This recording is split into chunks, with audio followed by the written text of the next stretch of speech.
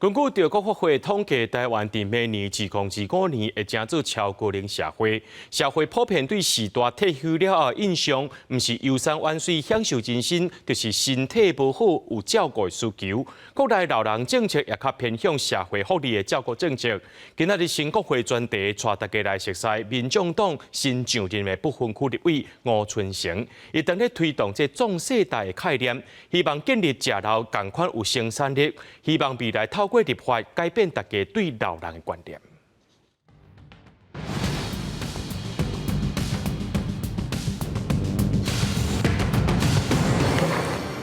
一鞠躬，谢谢大家。台湾民众党伫即摆大选以300多张政党票得到80立委，成做关键第三势力。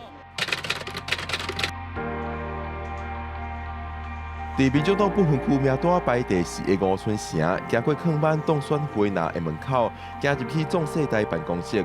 吴春成是行销公司的董事长，为2020年开始推动壮世代运动，互时代食老了后，毋是只通退休，会再继续对社会有贡献甲生产力。现在的高龄者全部就叫做战后婴儿潮，而战后婴儿潮现在他们具有高寿、高智能。就高知识，还有高资产，其实它是社会现在非常重要的主干，但是我们一直把它视为社会的负担，我们应该把它当作资产。根据国发会估计，2025年台湾会成做一个超高龄社会。吴春成讲，高龄化加上少子化，现主是当咧工课场食头路，即end的青壮年人口负担会真大。吴春成讲，未来伊进入国会，伊希望先加入教育文化委员会，对破除社会刻板印象开始做起。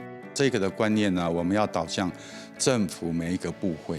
壮世代是一个文化运动，本质先是一个文化运动，也就是说，我们要从观念上面先翻转从这2个部会来宣导，让我们的公务机关第一件事情先去歧视我们对年龄的歧视标签化特别是像说卡扎隆给这些老人科那都称老人医院的怎么？其实这个大家听得很不舒服。我们都是壮世代，让爱传承下一代。